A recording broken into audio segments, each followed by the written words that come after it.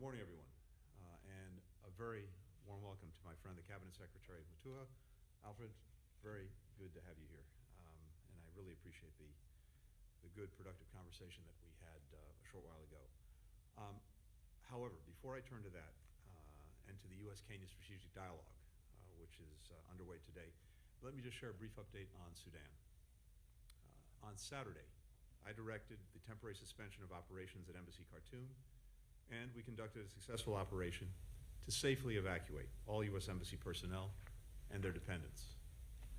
I want to reiterate my appreciation for the leadership of Ambassador John Godfrey and the entire Embassy team who managed the consolidation of our people and the necessary preparations for the evacuation under a very fluid security situation, even as they were tirelessly working to broker an Eid ceasefire. I could not be prouder of our team, most of whom are now en route back to the United States. I especially want to express my gratitude to Secretary of Defense Austin, Chairman of the Joint Chiefs Milley, and the men and women of the U.S. military who executed the evacuation operation with their usual extraordinary precision and skill. They once again demonstrated that they are the finest in the world. A decision to suspend operations at the embassy, remove our personnel from their assigned posts, is among the most difficult that any secretary has to make. But my first priority is the safety of our people, and I determined that the deteriorating security conditions in Khartoum posed an unacceptable risk to keeping our team there at this time. I want to be clear that even as we have temporarily suspended operations on the ground in Khartoum, our diplomatic and consular work in Sudan continues. Indeed, in just the last 36 hours since the embassy evacuation operation was completed, we've continued to be in close communication with U.S. citizens and individuals affiliated with the U.S. government to provide assistance and facilitate available departure routes for those seeking to move to safety via land, air, and sea. This includes Americans who are traveling overland in the UN convoy from Khartoum to Port Sudan. We also continue to coordinate with allies and partners who are conducting their own operations and to leverage those efforts to include Americans. We're taking further steps to support Americans and are exploring options to return a diplomatic and consular presence to Sudan as soon as possible.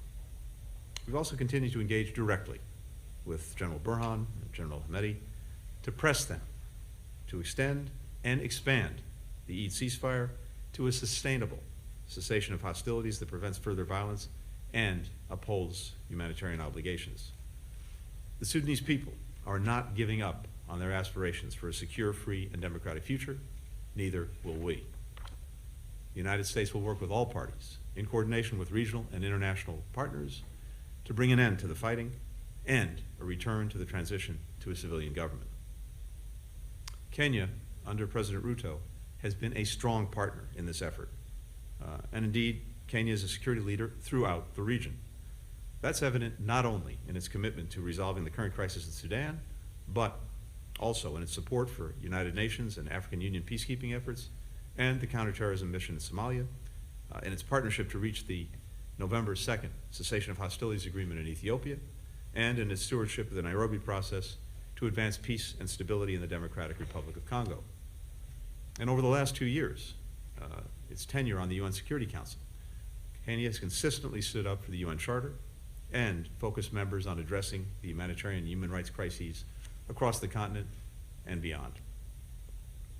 Beyond peace and security, Kenya and the United States are partnering on a wide range of issues, and that's reflected in the breadth of topics that we're tackling in the strategic dialogue. One of the major focuses we had today is public health, an area in which Kenya is demonstrating its potential to be a regional and indeed a global leader. The United States is supporting Kenyan-led vaccine production, including through Moderna's $500 million investment in a new manufacturing facility near Nairobi, which will produce mRNA vaccines to tackle viruses from COVID-19 to Ebola, from RSV to HIV. Kenya remains at the forefront of the global HIV response. Today, that's nearly reached, and has nearly reached, its 95, 95, 95 targets. Diagnose 95% of all HIV positive individuals, provide antiretroviral therapy for 95% of those diagnosed, and achieve viral suppression for 95% of those treated. That is a tremendous milestone that is saving countless lives. And we're proud to have supported this effort over 2 decades with PEPFAR as it's been operating in Kenya. Now, we're building on that success by moving to a Kenyan-owned, Kenyan-driven, and Kenyan-funded framework that will position the country to achieve sustained HIV epidemic control by 2025. Health security and food security are closely intertwined. We've heard loudly and clearly from African leaders that emergency aid cannot be the only solution. So, we're investing in sustainable, long-term African food production. That includes our work with the AU and the UN to invest in nutritious, climate-resilient crops and develop climate-smart agriculture. And it includes mobilizing the private sector in that effort. President Ruto recently announced 14 investments valued at over $150 million by private firms in Kenya's agro-industrial productivity. In total, these new partnerships will create over 20,000 Kenyan jobs, boost incomes for more than 1 million smallholder farmers, and increase sales and exports by over $130 million, while of course dramatically increasing local crop production and reducing malnutrition. U.S. companies are eager to invest in Kenya's success. We're committed to supporting U.S. investment in Kenya, particularly in key sectors like information and communications technologies, agriculture, renewable energy, which will help Kenya achieve its goal of reaching upper middle income status by 2030, while creating jobs and opportunity for people in both our countries. Finally, we're discussing through the strategic dialogue how the United States can continue to support Kenya's democratic progress. Its recent free and fair elections and orderly and peaceful transition of power are a model for the region, demonstrating the commitment of its people, civil society, and leaders to transparent governance that is accountable to its citizens. So we made a lot of progress, and we're proud of it. And we have a lot on the agenda today. And as with all of our strategic dialogues, particularly with Kenya, the work of today is also the work of the 364 days that follow. This is an effort that takes place day in, day out between our governments, between our officials, between our experts, but also between our private sectors, our civil societies, our citizens, building, strengthening a partnership between our countries. I want to thank the Cabinet Secretary for his commitment to advancing this agenda. And Alfred, the floor is yours. Thank you very much, Secretary Blinken. I'm very happy to be here with my team, and I want to thank you for the warm welcome that you've given to us and the hospitality. In this strategic dialogue that is very important for both our countries, and not just both our countries, but also the African continent. Let me start by where you finished, and that is the issue of democracy. Kenya prides itself to be a democratic country that believes in the rights of the people to be able to go to the ballot box and choose their leaders and to live in a stable country where there's economic growth. And we want to thank the United States for the support you've given us over the years in ensuring that we have a democratic country. And we will continue expounding the views and the principles and philosophies of true democracy as it is and stability in the region. Kenya is open for business, as we usually say. You know, we are moving into an era where we are saying we want more trade, not aid. Kenya is well placed in the African continent to be a hub for American investors. In the African continent, we now have the Africa Continental Free Trade Area with a population of 1.3 billion people. When you come and invest in Kenya, it means you're investing in the continent of Africa. You're able to supply your goods. You're coming from a hub that can able to help you. We have worked very closely with American companies, and we had a very good Chamber of Commerce meeting in Nairobi where a raft of new initiatives were announced to enable people to be able to, American firms to be able to come and invest in Kenya. So welcome Americans to come and invest in Kenya as we continue. In the area of our cooperation and strategic dialogue, it mentioned Moderna as a company that is about to break ground in Kenya. We welcome more companies to come to Kenya because we've always been very good partners and we'll continue working well together. In this strategic dialogue, I think we're also talking about issues of climate change. The reality is that it is not a matter of when, but if, when the world has transitioned from fossil fuels to renewable energy. Kenya, we're at a good place. 92% of our energy is renewable energy, using hydro, geothermal, solar, and wind, and we want to grow that to 100% by 2030. And we want to work with American firms and American government towards supporting the production of green hydrogen, which is what the future will need. So we have looked at the past. We have fossil fuels. We've decided not to tap into them because the environment is very important. We have to protect now for future. Otherwise, the world will not be in a very, very good place. So we want to be able to work together in those many ways. We'll be discussing many issues ranging from security, peace in the region. As you know, Kenya has been quite involved in the mediation in Ethiopia and also looking at what we can do for the Democratic Republic of Congo. COVID has taught us that what happens in one part of the world will have an influence or an impact on what happens in the rest of the world. So we want to acknowledge the support we have been receiving and the comradeship between us and the United States in terms of bringing peace to the region. And we are committed to be the peacemakers of the continent of Africa, if not the world, looking at silencing the guns, people sitting down and being able to work together.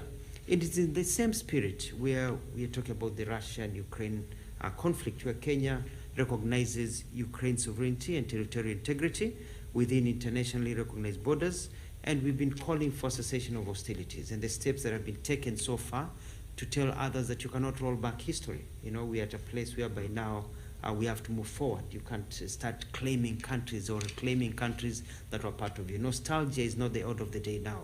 We need people to be respected. We need peace and security, and we have to have a system where we don't let things get out of hand, because today it's Ukraine. What about tomorrow? What will it be?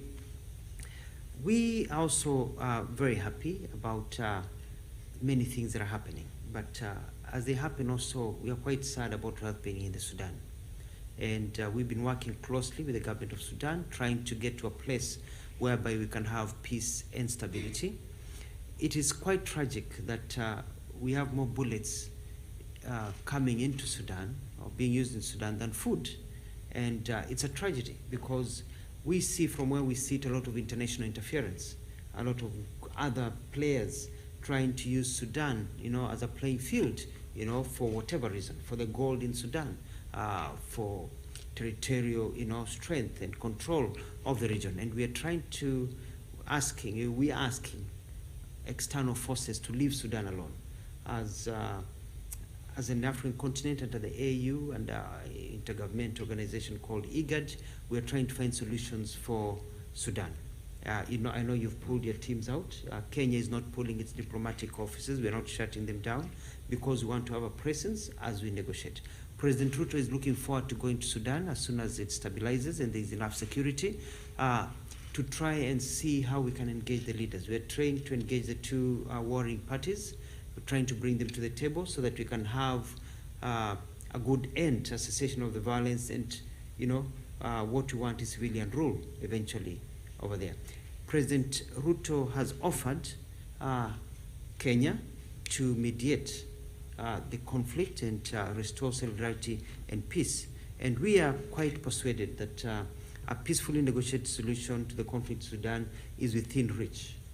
And as always, we stand ready to make our contribution, and we'll be playing hand in hand with that. So we'll be able to work together and see what we can do. I want to thank you. There are many topics we can talk about. We look forward to welcoming you back to Kenya sometime soon. And we look forward to President Biden also visiting Kenya and President Ruto coming back and us holding this meeting at presidential level as we continue to work. What I can assure you is that Kenya will remain a good partner, will remain a friend of the United States, and will be able to work in sync as we try to improve the world that we live in when it comes to issues of trade, when it comes to issues of health, when it comes to issues of peace and stability, when it comes to issues of humanity. We are all the same people and want to have a good life while we're here. And if we can work together as friends, it'll be very good. And at that note, I want to welcome Americans to visit Kenya. We don't get as many Americans coming to Kenya as they should. I think our elephants and lions are complaining that they don't see a lot of Americans, in our national parks. So Kenya is a safe and happy place, and we welcome Americans to come down for safari, where you actually get to interact with the animals, as long as you don't get too close, but they'll be happy to see you. Thank you. Thank you. We'll take 3 questions. First, we'll go to Cindy Spang from Voice of America. Yes, thank you. Good morning. I have one question for you, Secretary Blinken, and several questions for both of you, please. Secretary Blinken, do you have numbers of how many Americans remain in Sudan? And could you share any updates on their safety and well-being? And what options are there for those who want to leave? And for both of you, Cabinet Secretary Mutua, you mentioned foreign involvement in Sudan. Could you elaborate on that, please? And have either of you seen direct or indirect involvement from Egypt or the United Arab Emirates? And if so, have you spoken to their leaders about that? And have you seen involvement by the Wagner Group? And how concerned are you that Russia may fan the violence? Thank you. Great, thanks. Happy to start. First, in terms of American citizens in Sudan, as you know, in any country around the world, whether it's Sudan or anywhere else, we never know with any precision how many Americans may be there at any given time because Americans are not required to register with the embassy, with the government, either when they go, when they reside, or when they leave. So we don't have a good fix on the number of Americans who are there at any given time, including now.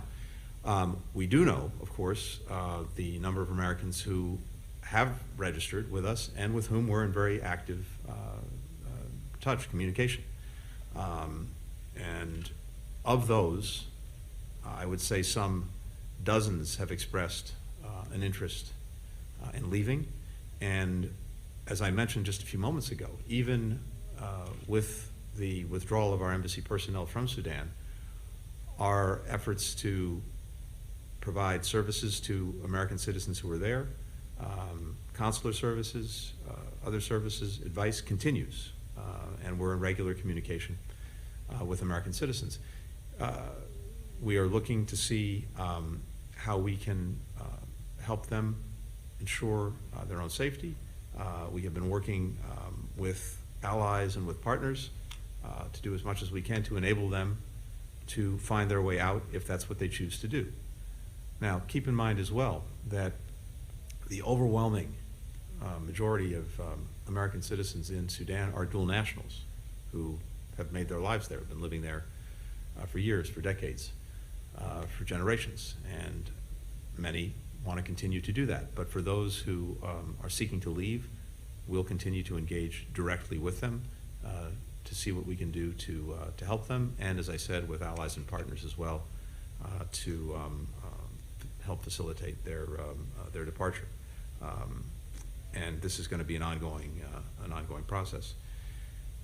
In addition, we're looking at what options we have to perhaps resume diplomatic presence in Sudan, including in Port Sudan. That's something that we're looking at.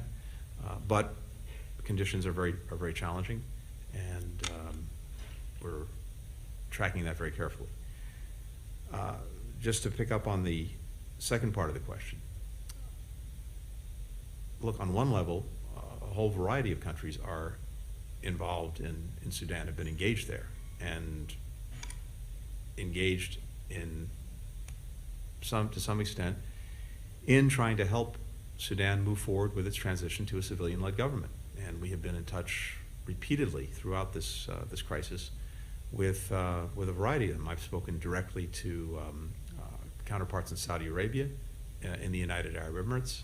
Other members of our team have spoken to Egypt and other countries, the United Kingdom, all to the same end, which is trying to get a ceasefire, trying to get a more sustainable cessation of hostilities, and then trying to get the country back on track to the transition to a civilian-led government that it was on before the violence that erupted derailed that effort. And it remains vitally important that countries use whatever positive influence they have to try to move Sudan in that direction. We do have deep concern about the engagement of the Prigozhin group, the Wagner group, in Sudan. It's in so many different countries in Africa, an element that, when it's engaged, simply brings more death and destruction with it. And it's very important that we not see its further engagement in Sudan. And I know a number of countries are very concerned with that prospect. Thank you very much. I agree with you there with the last statement about all these groups coming in and destabilizing. Currently in Sudan, we are trying also to evacuate Kenyans who've been working and living in Sudan. We've got a lot of requests by other international organizations, the UN particularly, and other countries to help evacuate some of their people and bring them to Kenya or get them out of Sudan, because we've got a network happening, and so we'll be proceeding. But it would be good if we can find a way of establishing a ceasefire, even for a few hours, or even half a day or a day, to enable people to be able to move, to enable food and supplies to be brought into people, especially in the capital Khartoum and other places. In terms of involvement and indirect and direct involvement of various groups, we've been quite concerned by some of our friends in the Middle East, as we have said, Russia and others who for a long time have been friendly to either one or the other side. And we're just saying that at this particular time, it is not a time to take sides in a war. It's time to be able to come together and bring them together, because at the end of the day, peace has to prevail. And so it doesn't matter who you support. At the end of the day, we need to have the people of Sudan have stability. So all these other interests, if they can just keep off and let us bring peace to Sudan, we do believe it is possible. And that is where we are working towards as Kenya, together with our partners. And we don't want to be talking to people who are being supported and armed more and, given strength by outsiders who don't live in Sudan. We care about Sudan. As part of the African Union, we want to silence the guns in Sudan, we want to find an African solution to African problems with the support of our friends, but we can't effectively do that if we are talking to groups that are being, strengthened every day by other parties who believe that all they need to do is to fight to the end. There's no fighting to the end. At the end of the day, it's the local and the normal people who lose, not just the leaders. We'll next go to Julian Pacqua from the Africa Report. Thank you very much. Julien Piquet, the Africa Report, Jeune Afrique. You mentioned, Secretary Mutua, about President Ruto's involvement with IGAD and the talks with the Sudanese. So I have a few questions. One of them is, what are you hearing from the parties to the conflict? What are you telling them? What kind of progress are we seeing? Are we making since the past week? Any progress on when the president might host the parties in Nairobi if he can't go to Sudan because of the security situation? And how are you working with the African Union, which has its own effort going on? Secretary Blinken perhaps can talk to what the U.S. can do to help with the African-led negotiations.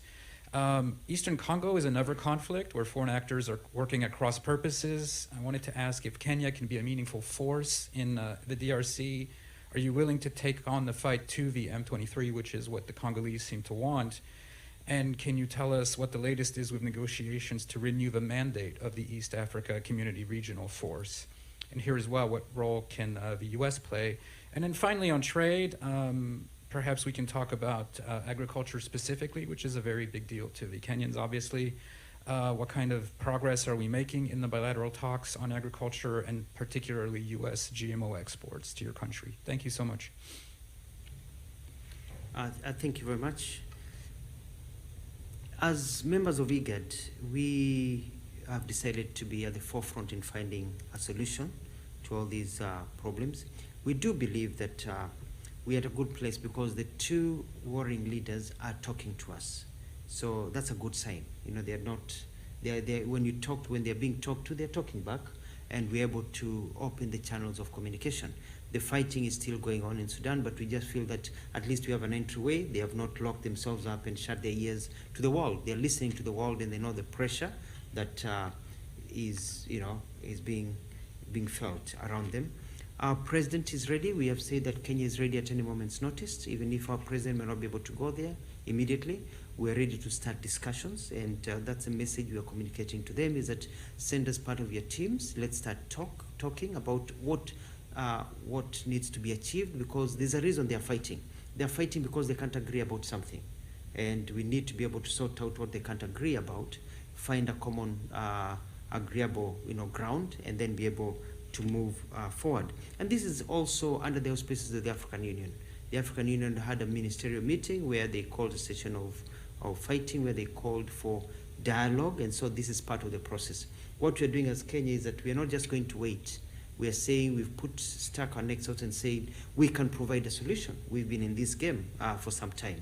We've kind of have a bit of experience on how these things are done, and we love the people of Sudan so much that we say that we are ready to commit ourselves to hosting a mediation between the two of you, the two warring groups, and trying to find solution so that the innocent people of Sudan, great people of Sudan, who are suffering, can have this burden lifted from them. In terms of Eastern Congo, yes, our troops are on the ground, and it's not about us fighting the M23. We are not there to fight M23 or to fight anybody.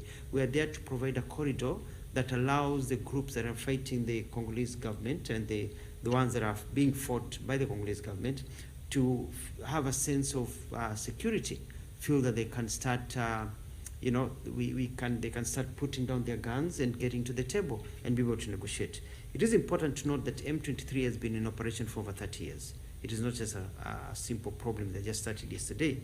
So we are working together, and the Nairobi processes are still going on. Process is still going on. We have Nairobi 4 coming up, and so we are fully engaged. And there are different meetings being called this coming month to try and sort out the issue.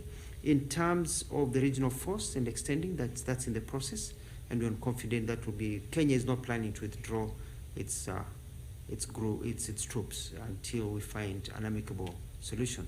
And we want to thank our partners, the United States and others, for the promised support that we can be able to work together to ensure that that region is stable. Maybe you can take agriculture first, then I can. Great, thank you, Alfred. Let me just add that in terms of our engagement in Sudan, first, we've been deeply engaged directly with the parties. I've spoken to Generals Burhan and Hamedi on multiple occasions.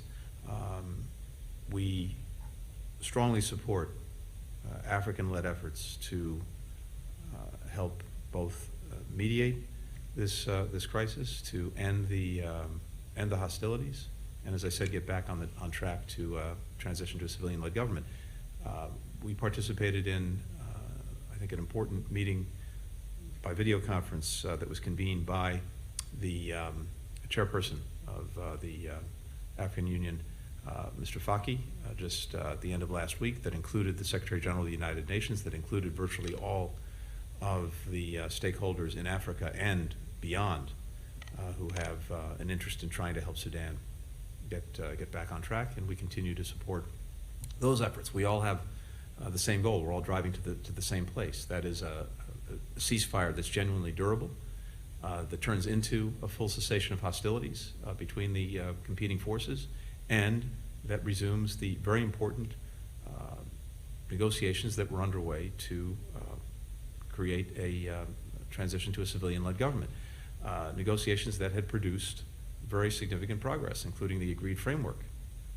So that is everyone's goal, and we'll use both our direct engagement as helpful and as appropriate, but also strongly in support of AU-led efforts to put this back on track.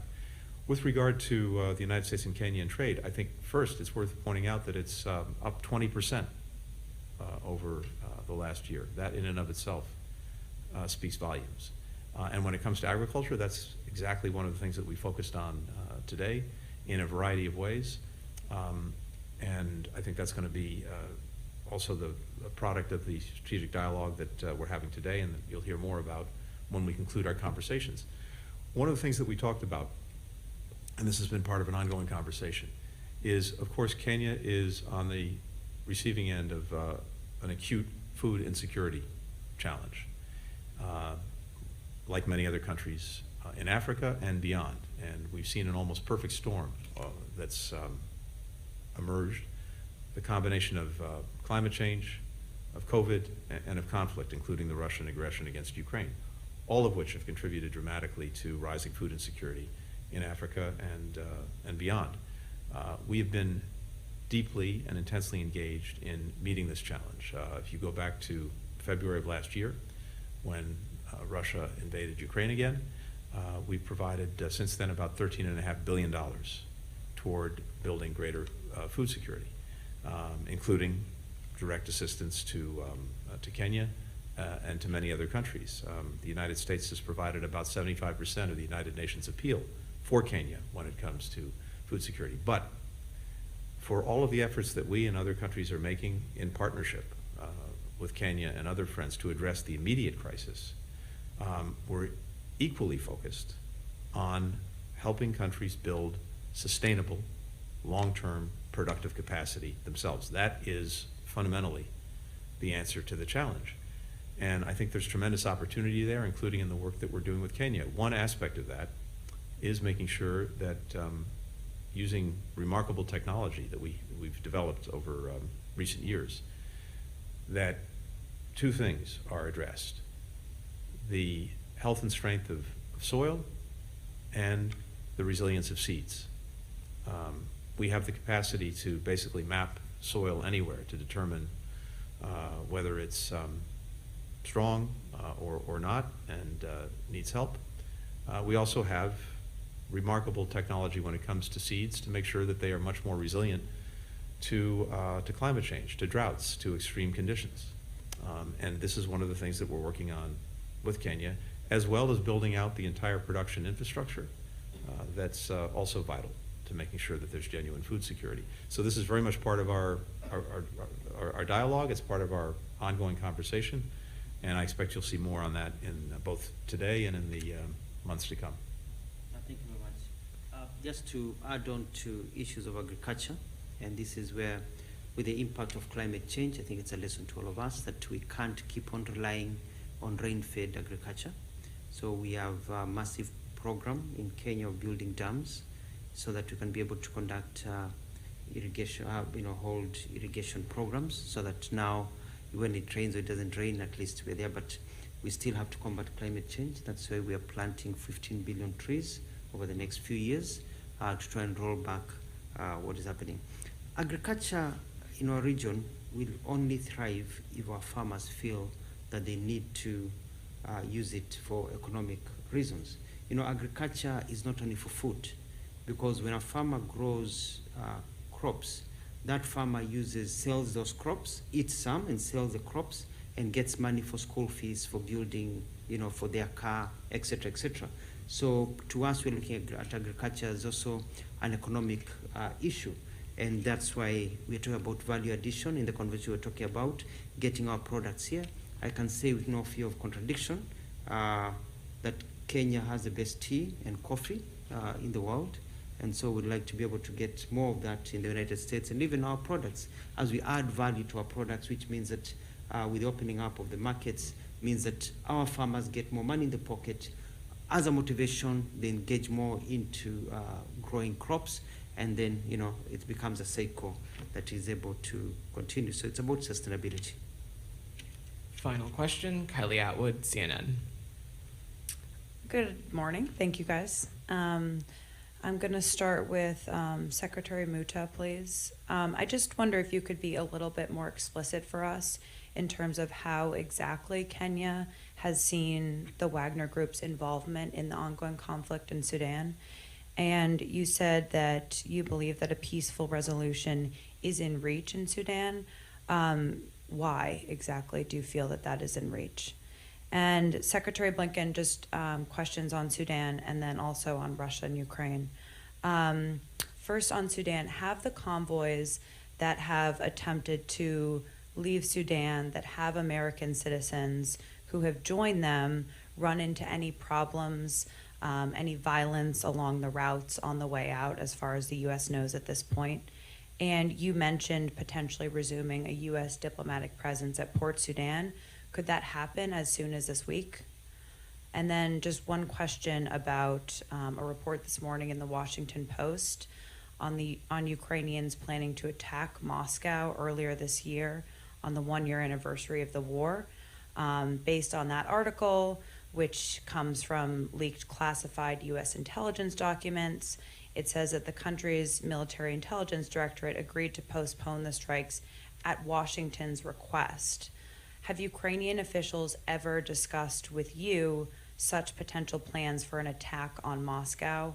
And what's your message to any Ukrainian government officials who may be privately advocating for such an approach? Thank you. Thank you. I think the position that Kenya holds is that we don't want interference by any group, may it be donor group or individual countries that may be involved directly or indirectly.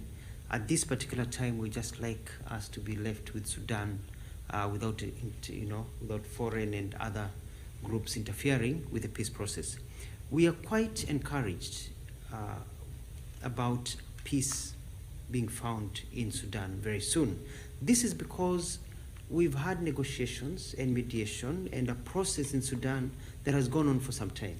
And a few weeks ago, there was a very successful forum held in Khartoum where there was an agreement basically in terms of returning the country to civilian rule, in terms of when the next elections will be held, in terms of the balance of how things will run. And it was only one item that there was a bit of disagreement. And it's not even a major item.